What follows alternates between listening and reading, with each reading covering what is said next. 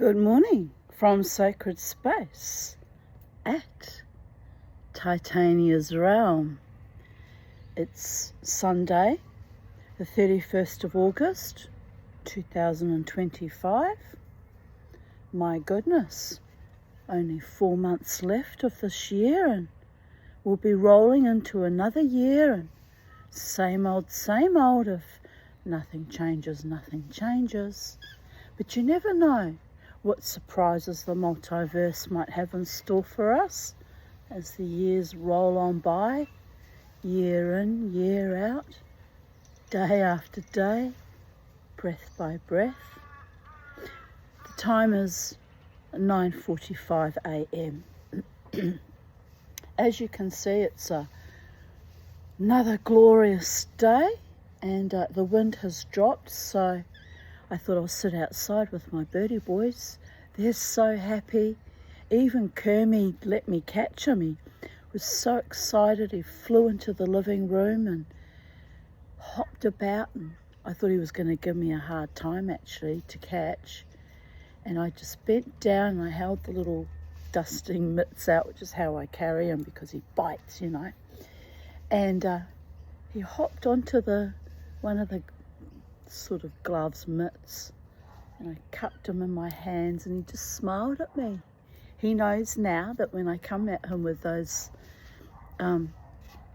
toweling mitts that he's going outside in the garden and he's going to be a good boy. He's so good.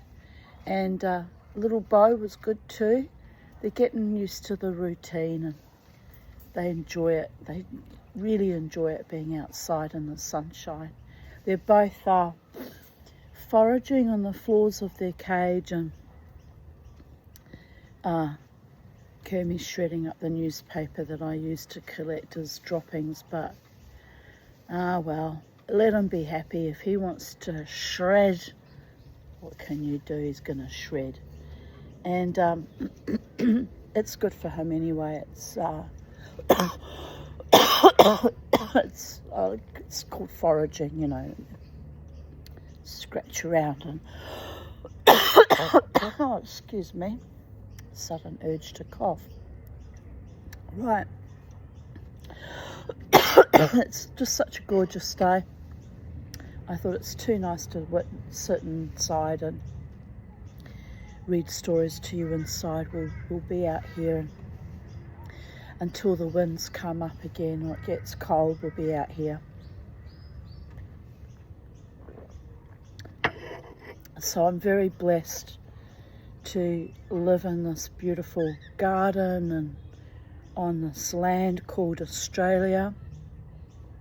Always will be Aboriginal land, and I acknowledge the custodian owners of this land too. I'm not sure which tribe owns Holland Park, but I think it's the Yoruba people, but I could be wrong.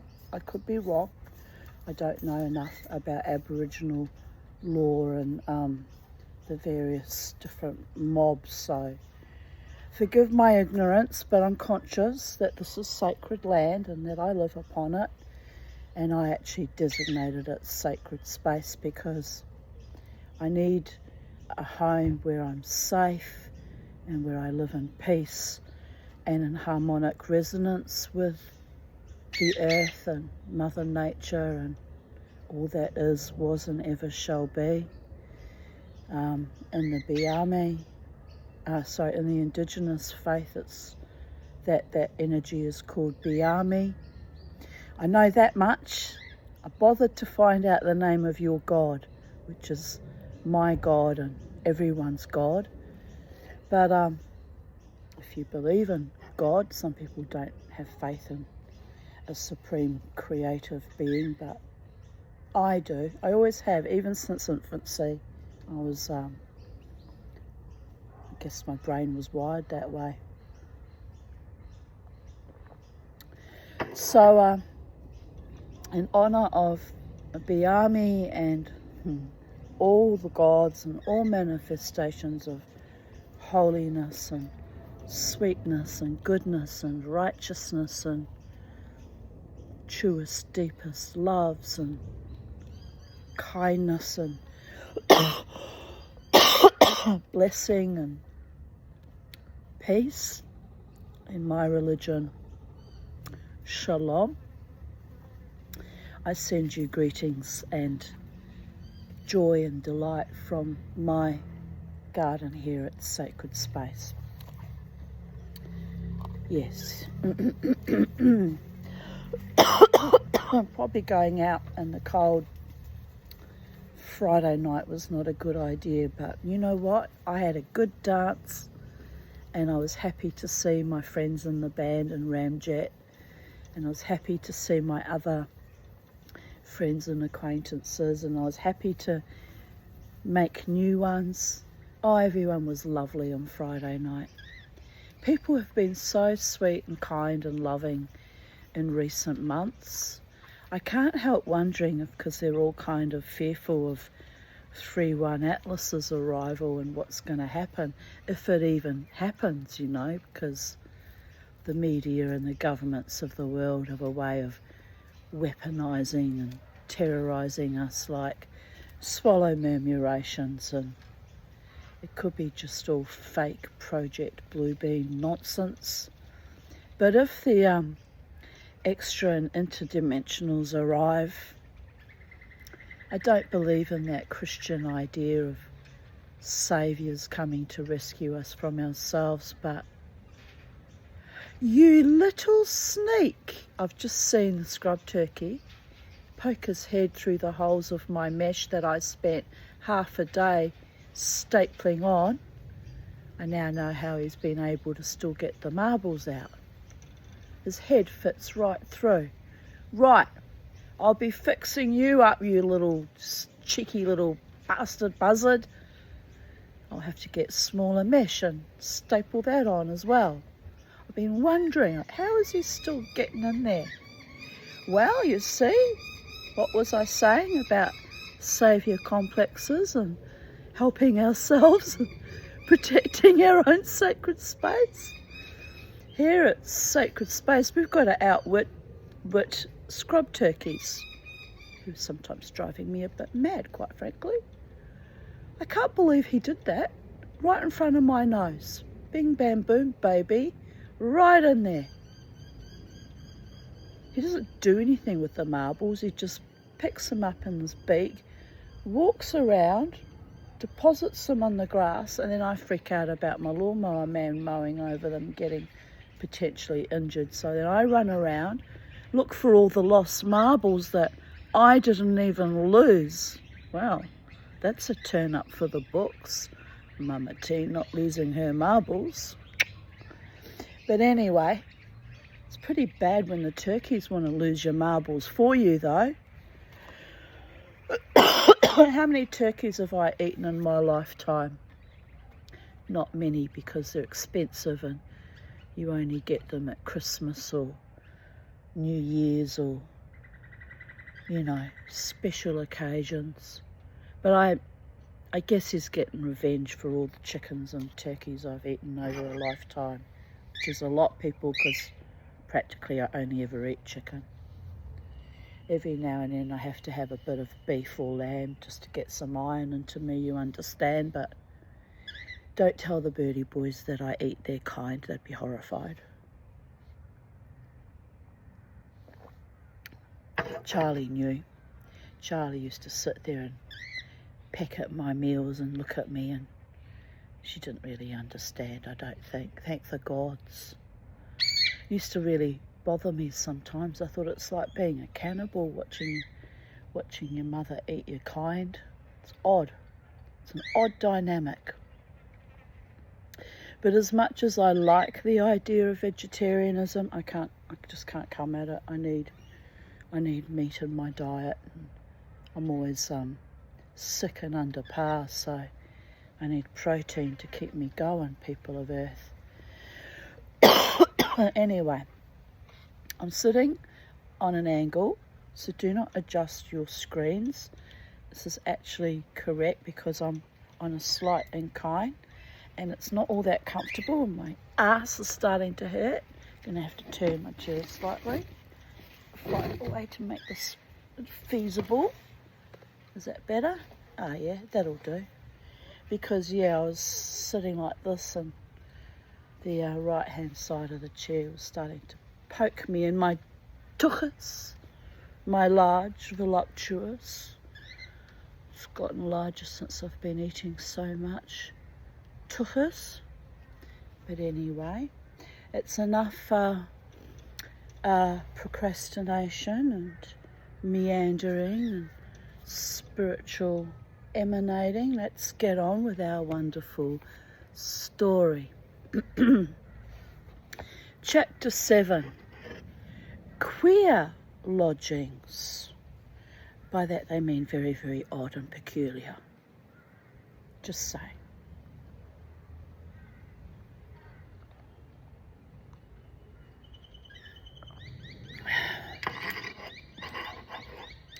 And I'm an LGBTIQ ally. So I wasn't, being facetious about being actually queer. But I just need to, our language keeps changing. Now they're starting to bring back the word gay and use that in everyday parlance in a derogatory, nasty way. And I take umbrage at that. I don't care that the young ones think it's cool and are bringing that word back and putting it back into everyday parlance.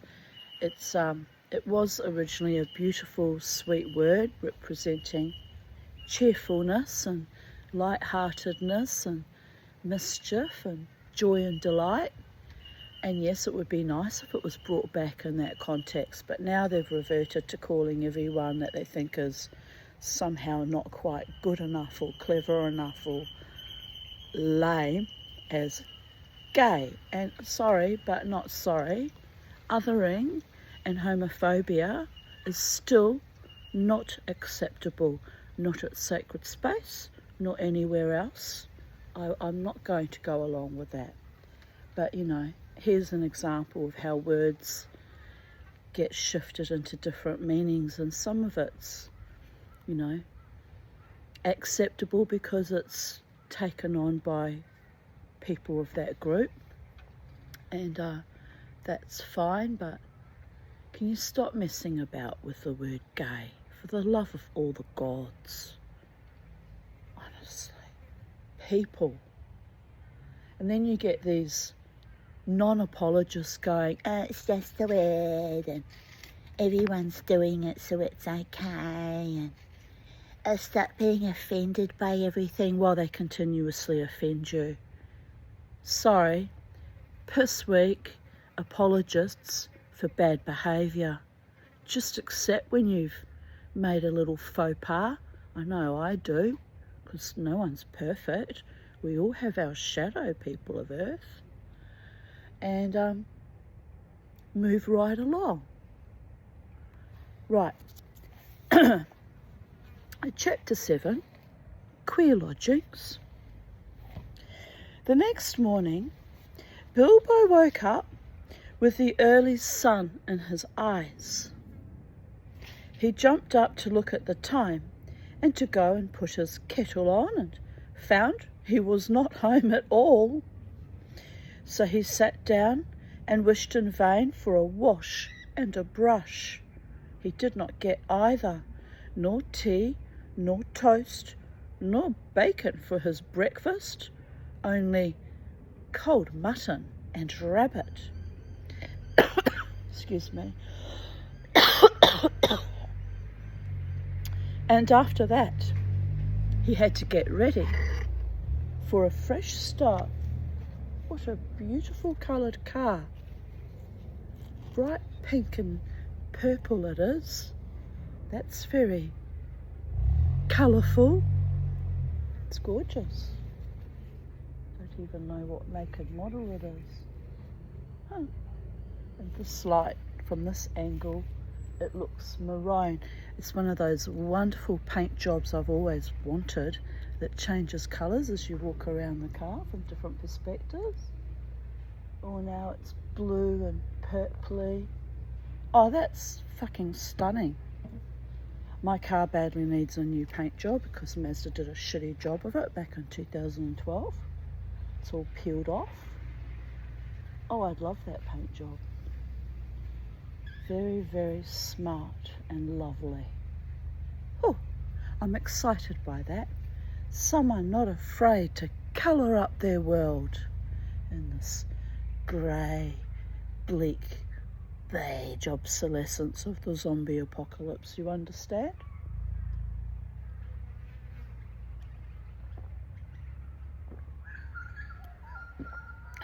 Art is everything.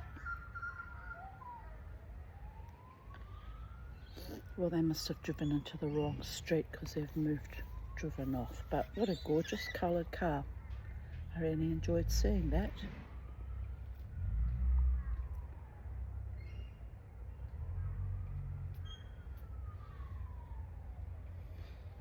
Right, where were we? Ah, yes, Bilbo Baggins having to get up for a fresh start. This time, he was allowed to climb onto an eagle's back and cling between his wings. The air rushed over him and he shut his eyes. The dwarves were crying farewells and promising to repay the Lord of the Eagles if ever they could, as off rose 15 great birds from the mountain's side. The sun was still close to the eastern edge of things.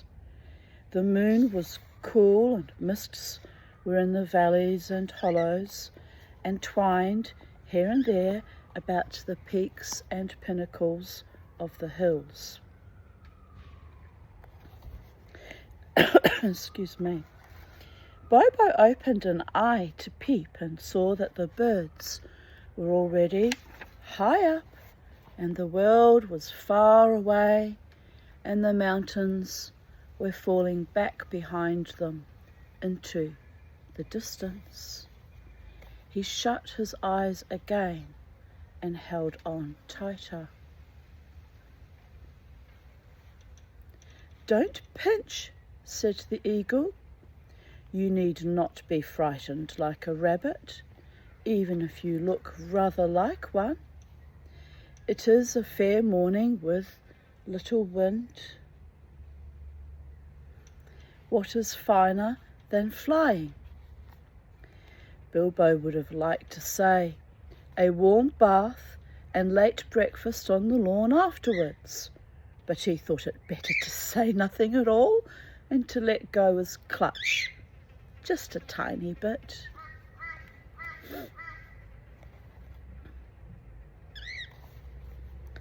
After a good while, the eagles must have seen the point they were making for, even from their great height, for they began to go down, circling round in great spirals. They did this for a long while, and at last the hobbit opened his eyes again. The earth was much nearer, and below them were trees that looked like oaks and elms and wide grasslands, and a river running through it all. I've got 2 elm trees in my garden too. But cropping out of the ground, right in the path of the stream which looped itself about it, was a great rock, almost a hill of stone, like a last outpost of the distant mountains, or a huge piece cast miles into the plain by some giant among giants. Quickly now, to the top of this rock, the eagles swooped, one by one, and set down their passengers. "Farewell," they cried, "wherever you fare, till your eyries receive you at the journey's end." That is the polite thing to say among eagles. "May the wind under your wings bear you where the sun sails and the moon walks, answered Gandalf, who knew the correct reply. And so, see, my subconscious is so bloody attuned. Last night in my note on my Facebook profile, I put the song Wind Beneath Your Wings. And I thought, why am I choosing that right now? Because usually I'm sending a little message out to the multiverse, or just for myself, just for shits and giggles. So it was the line, you'll always be my hero, you're everything I hoped you would be. I can fly higher than an eagle, you are the wind beneath my wings. And I sort of kind of wondered about it, and I paused. Thought, should I post that? Because someone will think I'm being a smartass. But then I thought, what do I care what someone thinks? It's my muse, and I've got to go with the muse. And here we are, the following morning, being reminded, may the wind under your wings bear you where the sun sails and the moon walks. You see, I knew in my subconscious that I was about to read this today. A timely reminder. Always take the weather with you and walk with your gods and your angels and your fairy ones that can be bothered with you, because fairies don't bother with mortals very often. They find us irritating beyond belief, especially when we encroach upon their territory and demand their gold and, generally make pests of ourselves. You understand? Depends which fairy you're dealing with. The Irish She are very malevolent towards humans, very, very malevolent. But the Irish Fae are a bit more accommodating and sweet, unless you do the wrong thing by them. I wonder what the Australian fairy are really like. I'm going to go back and visit them up there at Springbrook in that national park. I've forgotten the bloody name of the place. By the gods, you'd think I'd remember after that amazingly, incredibly magical, powerful and potent experience. I've forgotten the name of that particular forest. But it's in my Instagram, so I'll look it up and I'll get Jared to, take us there again. Pity I can't go there with Crystal again, because the three of us shared that amazing experience together. Be a wonderful reconciliation and a peace offering to go back, close that circuit where the magic really began and unfurled and spiraled and manifested. But sometimes you can't close circuits because you need participation from both parties, you understand. Oh, smallest violin, Mama T will try not to cry right now. It's a beautiful day, and maybe when I get there, the fairies will have some other kind of potent message for me to bring back and to present to you on my YouTube channel. They just said, you don't need to go there for that, Mama T. We're here in your garden. Yes, they are indeed. But I don't always get their messages, and they find that very frustrating when I don't hear them at the appointed time, and they think it's me being obtuse or lazy or, falling on deaf ears. But it comes and goes, my psychic abilities, and I can't always tap into it when needed, which is a great shame. It's why when they tell me things, it usually comes across as yelling and being bossy and obstreperous, because they know it's rare when I can actually tune into them and hear their directions and instructions. So it's full on and then a bit a little bit chilling and frightening for me, to be honest. But I went with the flow and got a beautiful pendant gifted to me out of that. So gratitude to the gods. Right. And so they parted, and though the Lord of the Eagles came in after days, the king became in after days, the king of all birds, and wore a golden crown, and his 15 chieftains golden collars, made of the gold that the dwarfs gave them. Bilbo never saw them again, except high and far off in the battle of 5 armies. But as that comes at the end of this tale, we will say no more about it just now.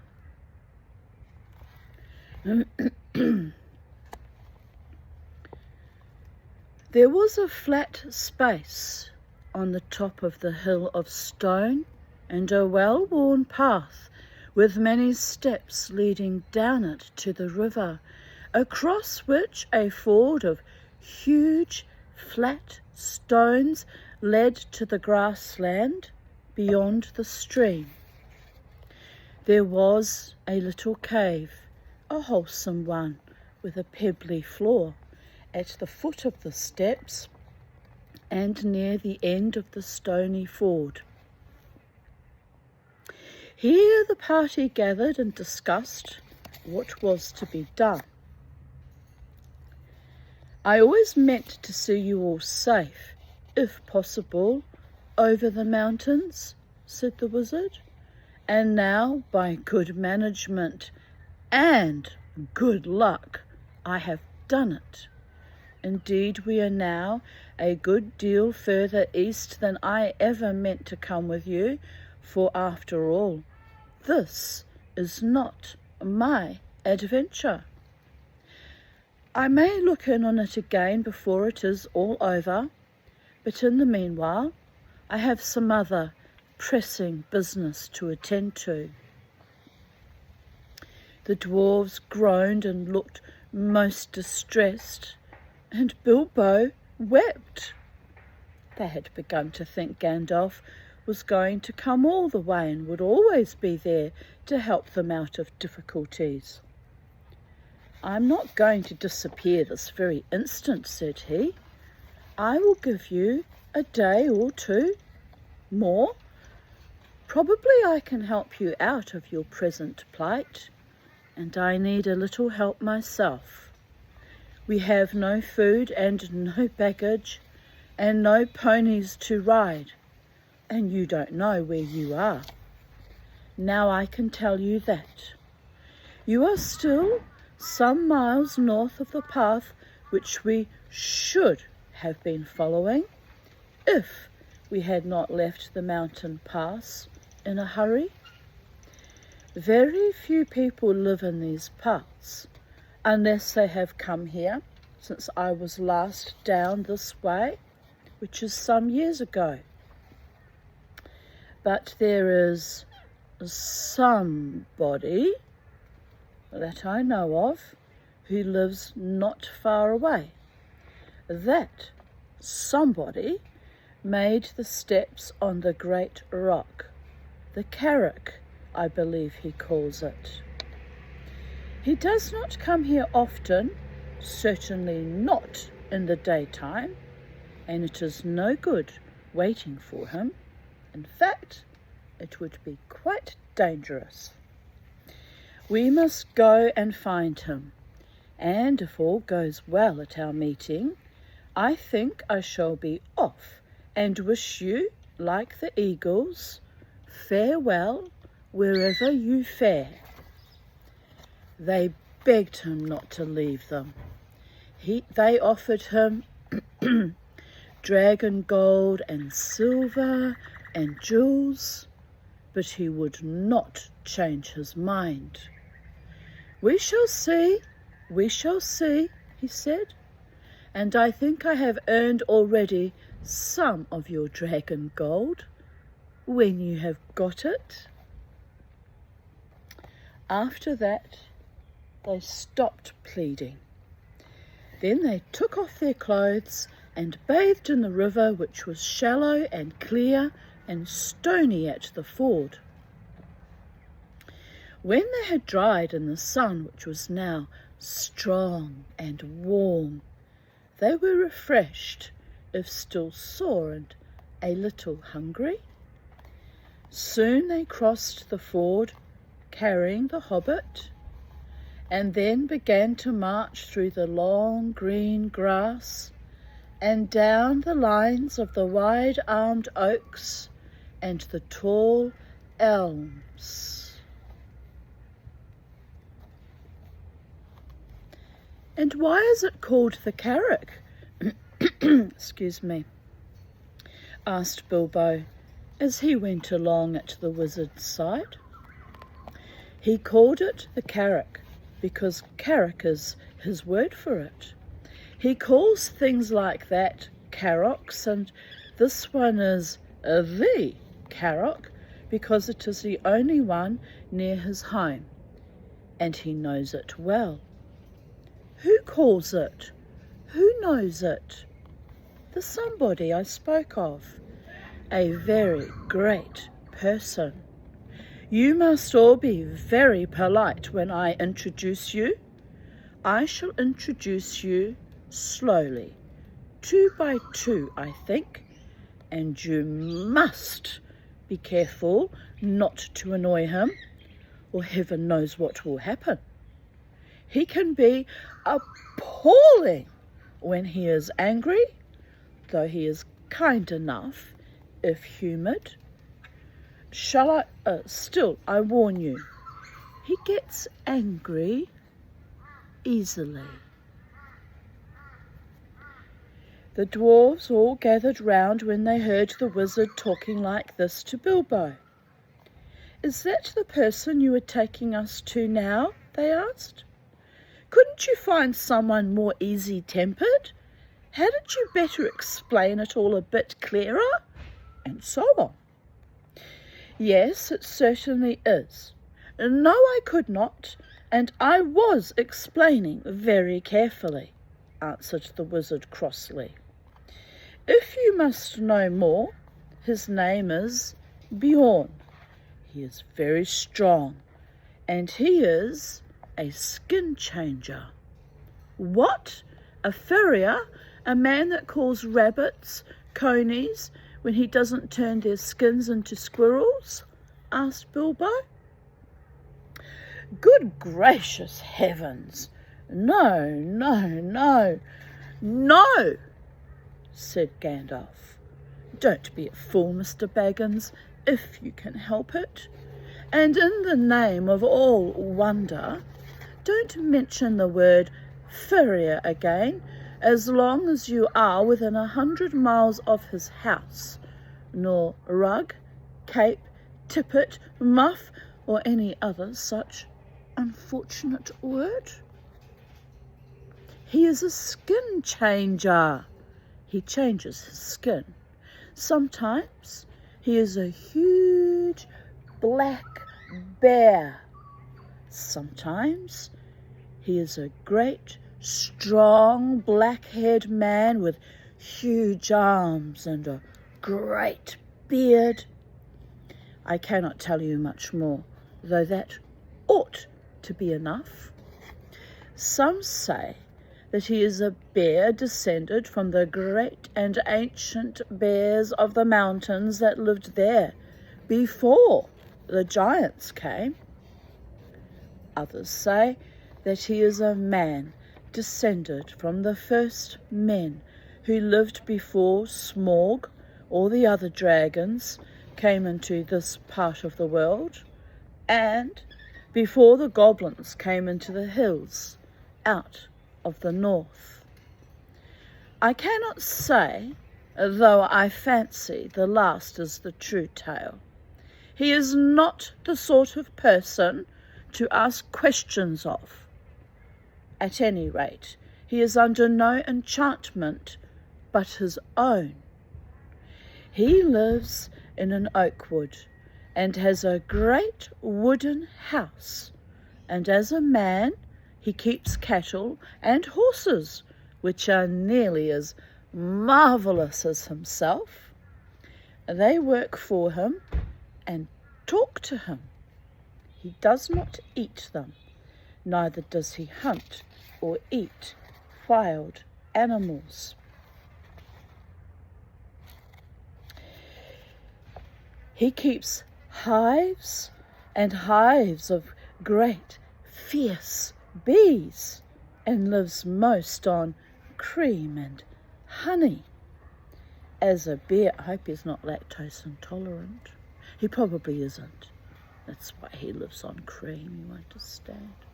Oh, the Mamati loves cream. Cream on all her puddings I used to have. It was wonderful. And iced chocolate full of cream on top with chocolate shavings. Oh, and thick shakes. Oh, those were the days, my friend. I thought they'd never end. I'd sing and dance forever and a day. Bloody hell, we mustn't think about it. Anyway, where were we? Lost at cream and honey. As a bear, he ranges far and wide.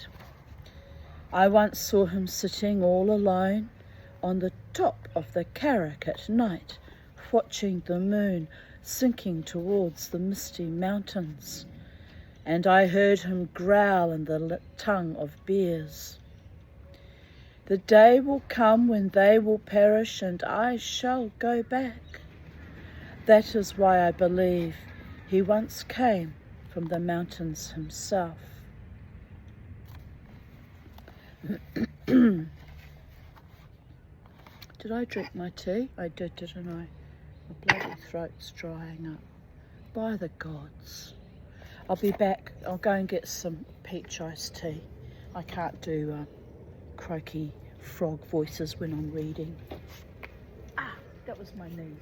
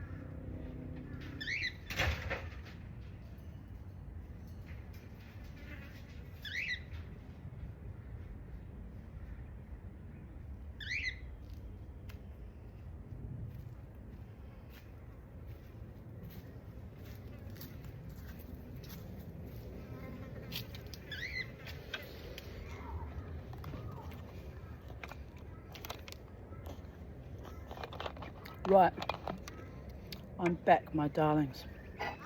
I needed some salt, so I had some crackers, but honestly, what a life. What a life, my darlings. But it's an exquisitely beautiful day, and no wind today. Oh, I was promised it was going to be windy for days and days, so you should never listen to other people's negativity. You must just graciously accept what comes your way. And today is a gloriously beautiful day by all the gods, the Holy One, the Ein Sof Or and Kabbalah, Creator. I am so happy and blessed. Right, where were we? Reading The Hobbit, for which I am also happy and blessed. that there was such wonderful writers as J.R.R. Tolkien.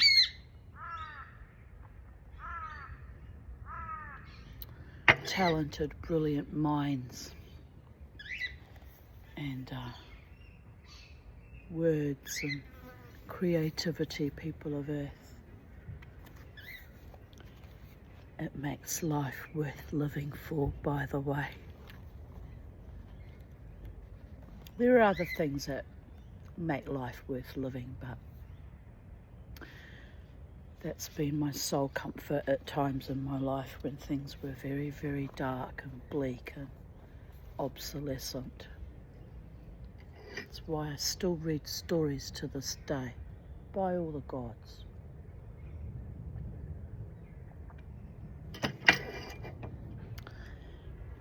What you doing, Kermie? You watching the mama? Are you watching the mama? You're a good boy.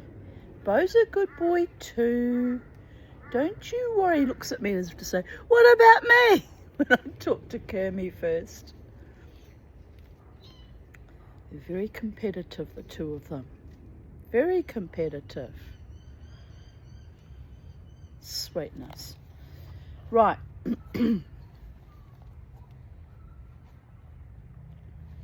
Bilbo and the dwarves had now plenty to think about, and they asked no more questions. They still had a long way to walk before them. Up slope and down dale they plodded. It grew very hot. Sometimes they rested under the trees, and then Bilbo felt so hungry that he would have eaten acorns if they had been ripe enough yet to have fallen to the ground. I thought only squirrels ate acorns, but you can eat chestnuts, can't you? So I guess you can eat acorns at a pinch. I'm not sure. Maybe it's okay for hobbits, not good fare for humans, but I must find out. I'll Google it later if acorns are edible and how to cook and prepare them, and because it might be bush tucker, you know, in England, of course, or we have oaks here too. They're not traditional bush tucker because oaks came from England, but you know what I mean, foraging, wildcrafting and eating, finding out what you can eat off the land in the event of some ghastly cataclysm, because we're all united across all nations on earth, humans, my fellow Homo sapiens sapiens, and all other physical mortal beings. We're all united by our appetite and our needs to eat and drink fresh water. That goes for everyone, even the birdies. I just see we've slipped a bit off our perch here. We'll just have to watch that. Can't have that, people of Earth. Right. Just check how hot the iPhone is. Quite hot. You just do a little bit of finagling here while I'm here. Don't want my phone to blow up.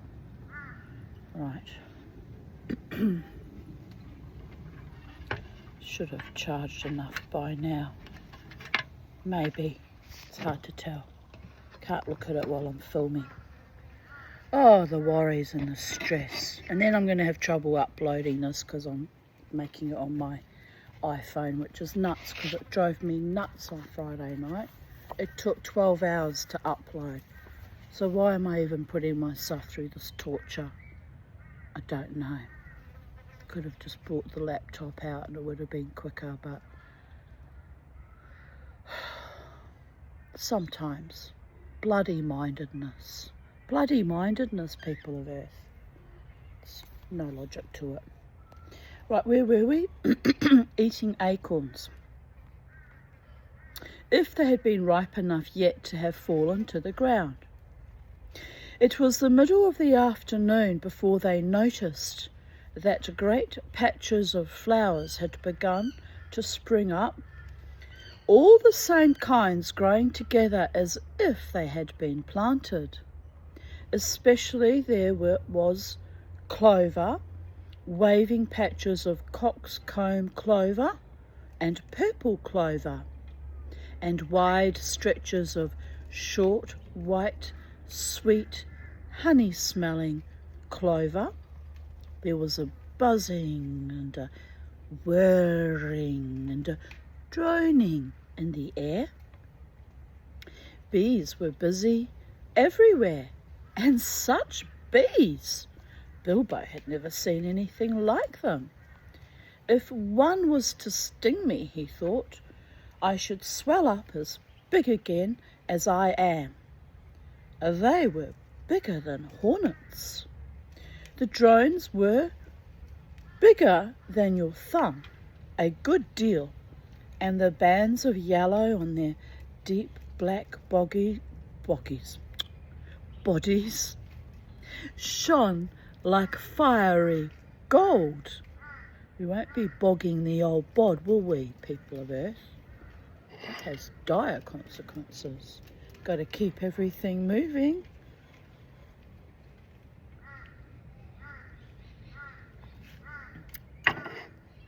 Right. What you doing, boys? Are you shredding paper? Oh, you are a very busy boy. It's very important work. He takes it very seriously. Oh my goodness. But he's happy, so that's all that matters.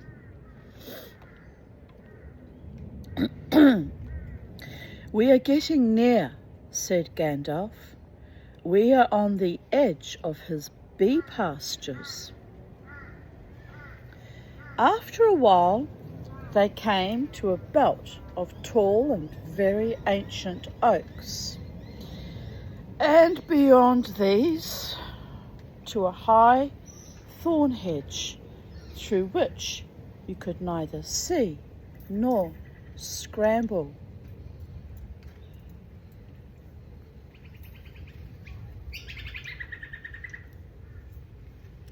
Right. You had better wait here, said the wizard to the dwarfs, and when I call or whistle, begin to come after me. You will see the way I go, but only in pairs, mind, about 5 minutes between each pair of you. Bombo is fattest and will do for 2. He had better come alone and last. Come on, Mr. Baggins. There is a gate somewhere round this way. And with that, he went off along the hedge, taking the frightened hobbit with him.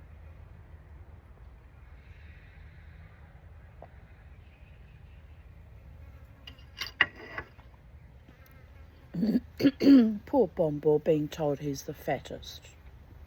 I take umbrage at that. Yeah. Fat is a feminist issue, people of Earth. It's my Bodicea armouring. Well, that's my excuse and I'm sticking to it. For 35 years I called it baby fat. Until I was 35, so 15 years after birthing my daughter, my first daughter, I was still calling it baby fat. And then I had a good long look at myself in the mirror, a good long look, and I said to myself, Tanya, you can't be blaming that fat on having given birth anymore. It's been 15 years. That fat is now all your own responsibility and doing.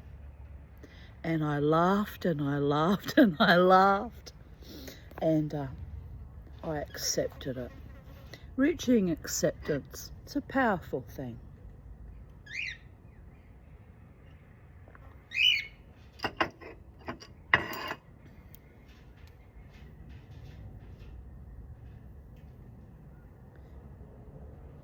Right. They soon came to a wooden gate, high and broad, beyond which they could see gardens and a cluster of low wooden buildings, some thatched and made of unshaped logs, barns, stables, sheds, and a long, low wooden house.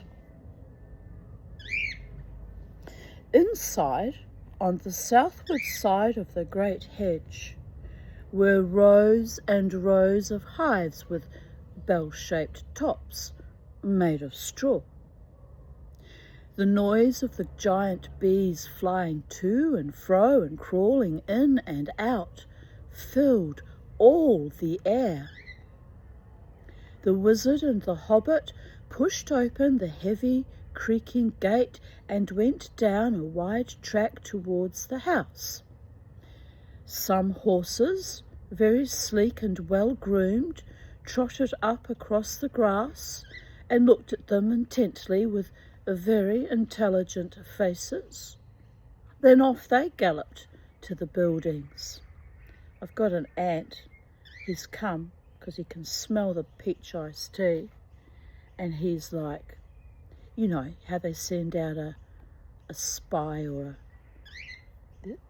they always send out a few before the whole lot come along, just to check out, the terrain. And I hope he goes back and tells them it's just mama tea with a peach iced tea, because I don't want to kill all the ants.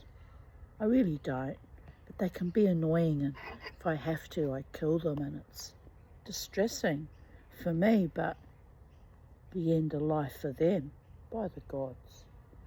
Go on, little ant, go back to your nest and tell them it's just me reading stories, for the love of all the gods.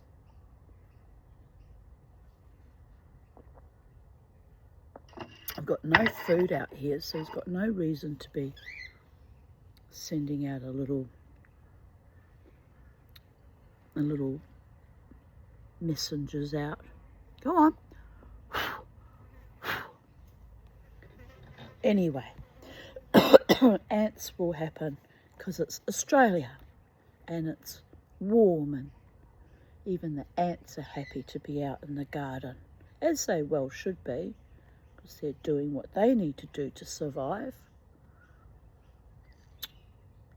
while I frivolously read stories and take everything for granted at times, including the ants and the bees. Had some lovely bees in the garden the other day. They were in my jasmine flower, and they were singing. By singing I mean they were buzzing, and they were just so happy, and I just thought, isn't that wonderful?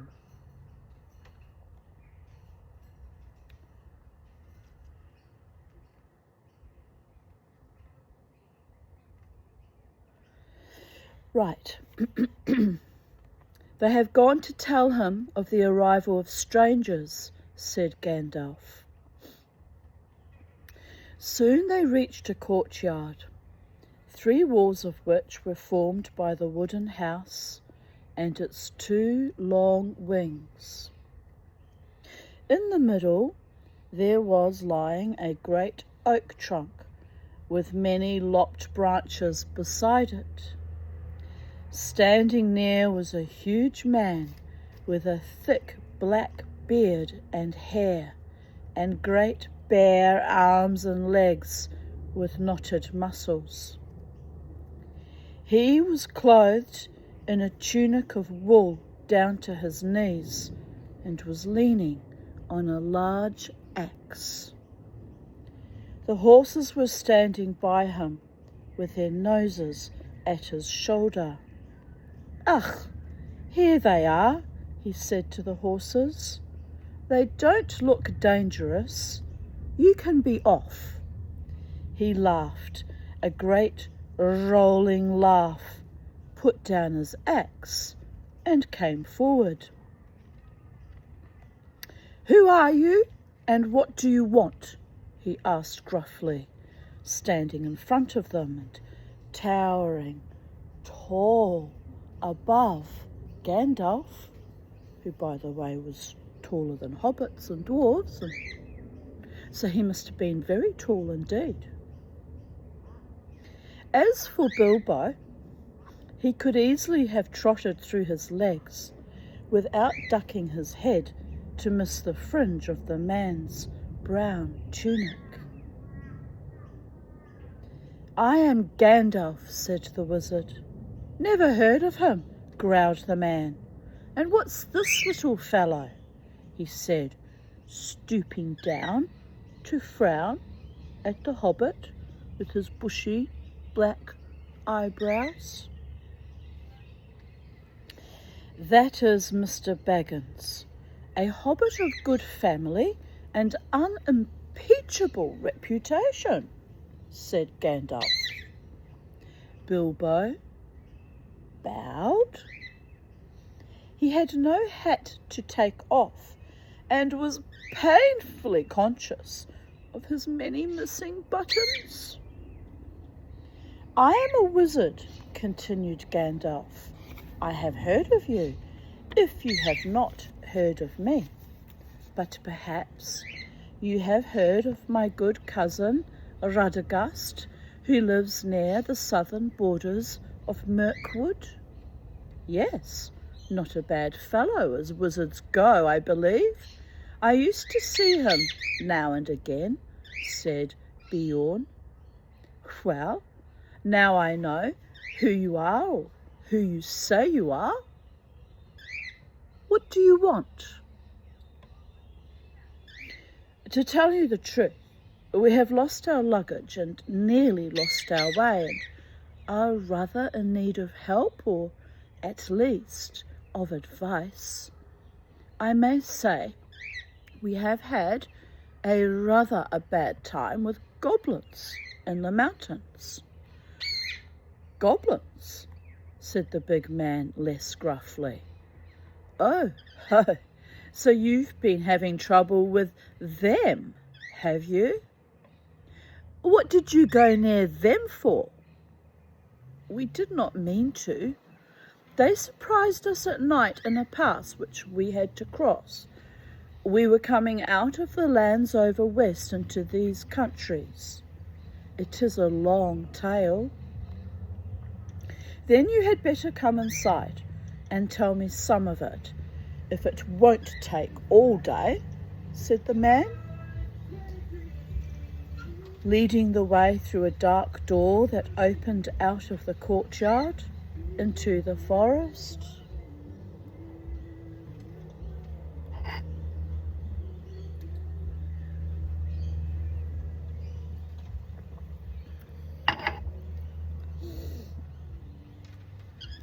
Just laughing at the song, just synchronicities. Following him, they found themselves in a wide hall with a fireplace in the middle. Though it was summer, there was a wood fire burning, and the smoke was rising to the blackened rafters in search of the way out through an opening in the roof. They passed through this dim hall, lit only by the fire and the hole above it, and came through another smaller door into a sort of veranda propped on wooden posts made of single tree trunks. It faced south and was still warm and filled with the light of the westering sun, which slanted into it and fell golden on the garden full of flowers that came right up to the steps. Here they sat on wooden benches while Gandalf began his tale and Bilbo swung his gangling legs and looked at the flowers in the garden, wondering what their names could be, as he had never seen half of them before. "I was coming over the mountains with a friend or two," said the wizard. "Or two? I can only see one, and a little one at that," said Beorn. "Well, to tell you the truth, Yes, just as I suspected, that little ant has gone on his merry way to report back to the other ants. No food, no food. She's boring, she's boring, she's boring. There's no food. Right, where were we? Well, to tell you the truth, I did not like to bother you with a lot of us until I found out if you were busy. I will give a call if I may. Go on, call away. So Gandalf gave a long, shrill whistle, and presently Thorin and Dorry came round the house by the garden path and stood, bowing low, before them. 1 or 3 you meant, I see, said Beorn. But these aren't hobbits. They are dwarfs. Thorin Oakenshield, at your service. Dorry, at your service, said the 2 dwarfs, bowing again. I don't need your service, thank you, said Beorn, but I expect you need mine.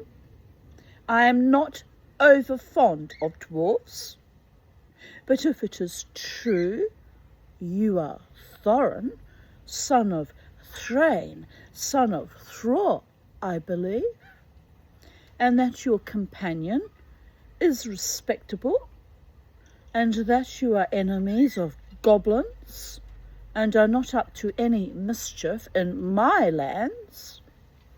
What are you up to, by the way? I like this personage. They're like me, straight up and to the point. No faffing around and shilly-shallying and dilly-dallying. Get right to the meat of the issue. Ask, and you shall receive, am I right? Can't stand slippery sidewinders who hide in the shadows like orcs. Yuck! Where was I? Having a wee moment here. By all the gods.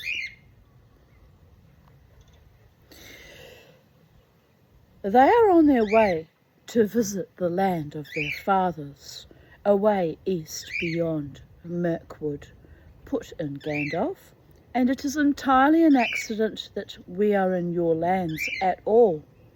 We were crossing by the high pass that should have brought us to the road that lies to the south of your country, when we were attacked by the evil goblins, as I was about to tell you.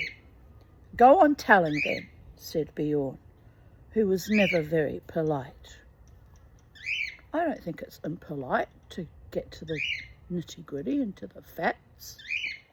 All this verbal meandering and dichotomous frottering and stuff and nonsense. At our age, no one has time for that. Ain't nobody got time for that. Just say. Right. There was a terrible storm. The stone giants were out hurling rocks, and at the head of the pass we took refuge in a cave, the hobbit and I and several of our companions. Do you call 2 several? Well, no. As a matter of fact, there were more than 2. Where are they? Killed? Eaten? Gone home? Well, no. They don't seem all to have come when I whistled. Shy, I expect. You see, we are very much afraid that we are rather a lot for you to entertain. Go on, whistle again. I am in for a party, it seems, and 1 or 2 won't make much difference, growled Beorn. Gandalf whistled again, but Norri and Orri were there almost before he had stopped, for, if you remember, Gandalf had told them to come in pairs every 5 minutes. I must say, Gandalf is very clever, albeit a tad manipulative, but we'll give him that. It was a sensible move after all, I believe. Hello, said Bjorn. Strategic, not manipulative. Strategic was a better word. I hate being manipulated. If you want to incur the wrath of the Tanya, go ahead and manipulate me, motherfuckers. Shh, shh, shh, hush, hush, little baby. Don't say a word. Mama's gonna buy you a mockingbird. How's it going, Scotty fuckface? Mama T doesn't forget the good along with the bad. But when the bad outweighs the good, don't ever sniff near me again. Honestly. Honestly. But love never really dies. It just transmutes into a rage for a while, and then it fizzles out, sizzles out, and gets sloughed off like an old skin. Mama T is a wood snake after all. And Scotty baby's a dragon and vain and pluralistic with their dicks, dragons. I've known dragons before and how they behaved with their women folk. Greatly loved and honoured by me, but same MO, same MO. Must come with being a dragon. Yes, it must come with that. Here we have a little visitor. Little Indian miners come to see us. Hello, little Indian miner. They've been busy in the garden this morning. He's staring at my birds with great curiosity and circumspection. You can't beat up my boys, Indian miner. They're not Charlie, they're not free-ranging, and you never dared start shit with the Charlie when she was still alive, so don't be starting it with my birdie boys either. I'm talking to you. Let's come closer.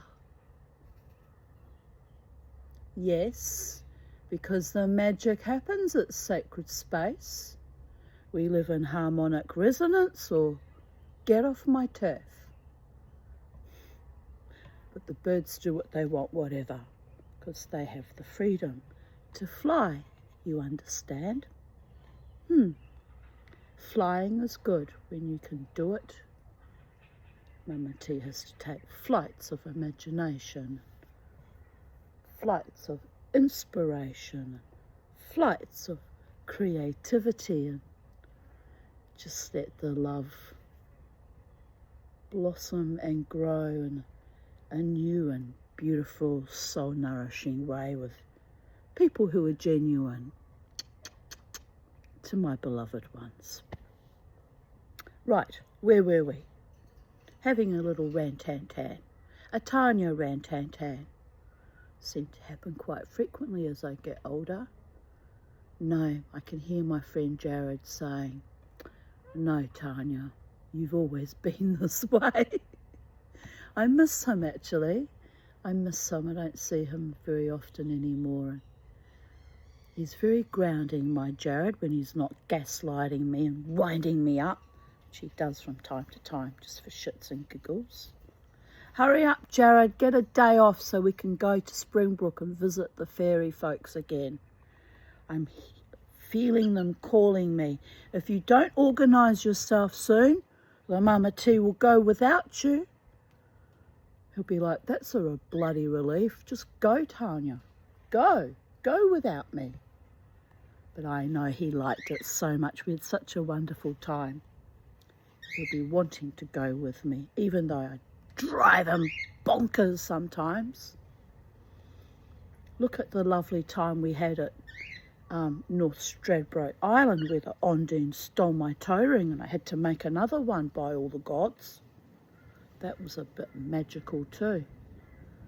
Well, this is what happens when I go out with my pagan and witchy and magical friends. Most extraordinary things happen. Sometimes it blows our mind. So, there we are. There we have it. I'm calling you through my YouTube video in a one-dimensional reality, which is kind of not the same as picking up the phone and saying, "Get your shit together, Jared. We're going on an adventure," which is how it usually happens. I'm very spontaneous. Very spontaneous. Right.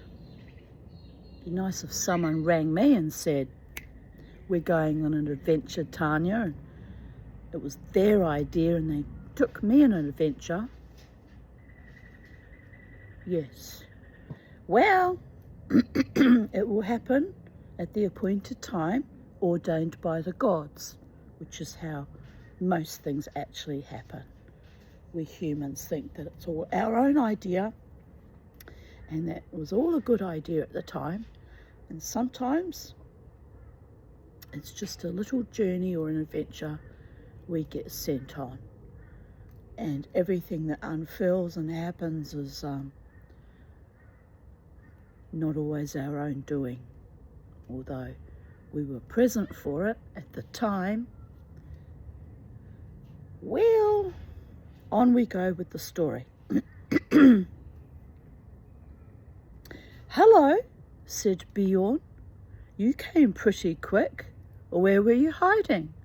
Come on, my jack-in-the-boxes." "Norrie at your service.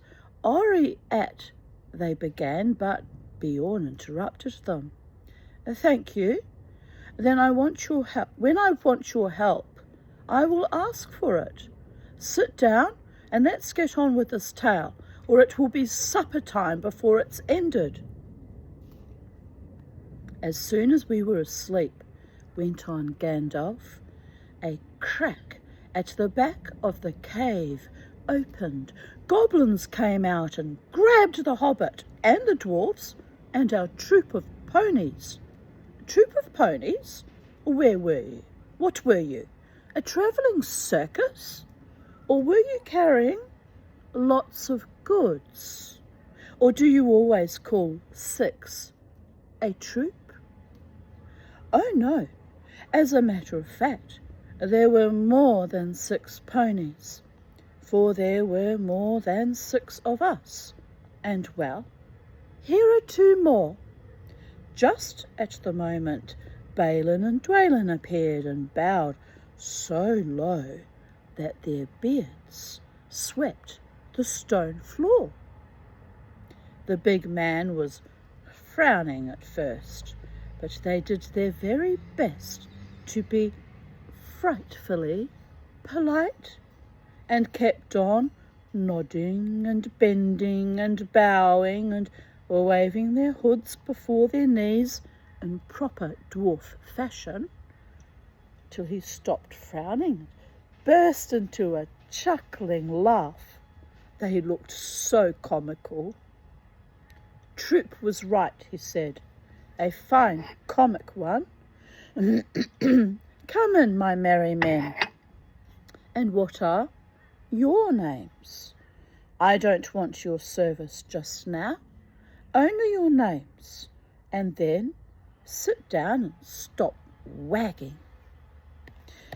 "Balin and Dwalin," they said, not daring to be offended, and sat flop on the floor, looking rather surprised. Just seeing how much more. Maybe I may have to make this a 2-part video. Yes, I may. "Now, go on again," said Bjorn to the wizard. "Where was I? Oh, yes. I was not grabbed. I killed a goblin or 2 with a flash." "Good," growled Bjorn. It is good, some good being a wizard then, and slipped inside the crack before it closed. I followed down into the main hall, which was crowded with goblins. The great goblin was there with 30 or 40 armed guards. I thought to myself, even if they were not all chained together, what can a dozen do against so many? A dozen? That's the first time I've heard 8 called a dozen. Or have you still more jacks that haven't yet come out of their boxes? Well, yes, there seem to be a couple more here now. Feely and Keely, I believe, said Gandalf, as these two now appeared and stood, smiling and bowing. That's enough, said Beorn. Sit down and be quiet. Now go on, Gandalf. So Gandalf, my goodness. So Gandalf went on with the tale until he came to the fight in the dark, the discovery of the lower gate, and their horror when they found that Mr. Baggins had been mislaid. We counted ourselves and found that there was no hobbit. There were only 14 of us left. 14? That's the first time I've heard 1 from 10 leave 14. You mean 9, or else you haven't told me yet all the names of your party? Well, of course, you haven't seen Owen and Glowin yet, and bless me, here they are. I hope you will forgive them for bothering you. Oh, let them all come. Hurry up. Come along, you two, and sit down. But look here, Gandalf. Even now we have only got yourself and 10 dwarves and the hobbit that was lost. That only makes 11, plus 1 mislaid, and not 14, unless wizards count differently to other people. But now, please get on with the tale. Beorn did not show it more than he could help, but really he had begun to get very interested. You see, in the old days, he had known the very part of the mountains that Gandalf was describing. He nodded and he growled when he heard of the hobbits' reappearance and of their scramble down the stone slide and of the wolf ring in the woods. When Gandalf came to their climbing into trees with the wolves all underneath, he got up and strode about and muttered, I wish I had been there. I would have given them more than fireworks. Well, said Gandalf, very glad to see that his tale was making a good impression. I did the best I could. There we were, with the wolves going mad underneath us, and the forest beginning to blaze in places, when the goblins came down from the hills and discovered us. They yelled with delight and sang songs making fun of us. 15 birds and 5 fir trees. Good heavens, growled Beorn. Don't pretend that goblins can't count. Oh, they can. 12 isn't 15, and they know it. And so do I. There were Bifur and Bofur as well. I haven't ventured to introduce them before. But here they are. In came Bifur and Bofur. And me, gasped Bombur, puffing up behind. He was fat, and also angry at being left till last. He refused to wait 5 minutes and followed immediately after the other two. Well, now there are 15 of you. And since goblins can count, I suppose that is all there were up that is all that there were up the trees. Now perhaps we can finish the story without any more interruptions. Mr. Baggins saw then how clever Gandalf had been.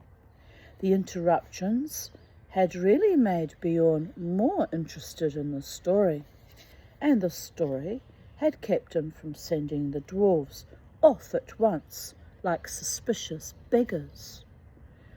He never invited people into his house if he could help it.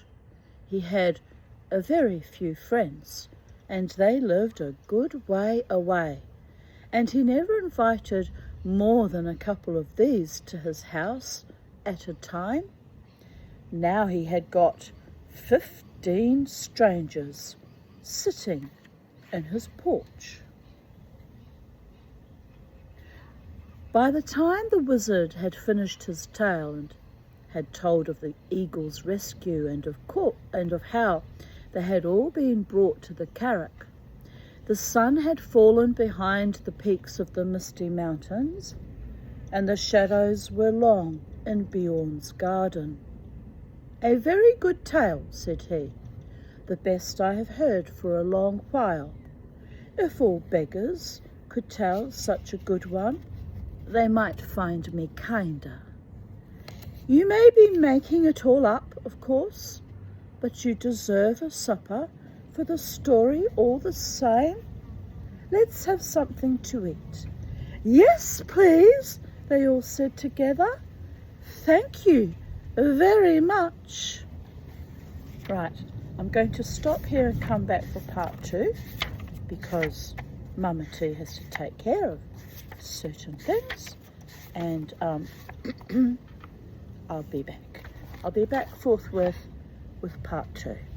In the meantime, wherever you are in the space-time continuum, have a beautiful day, be blessed, be happy, be wild and free, and always take the weather with you. Goddess bless.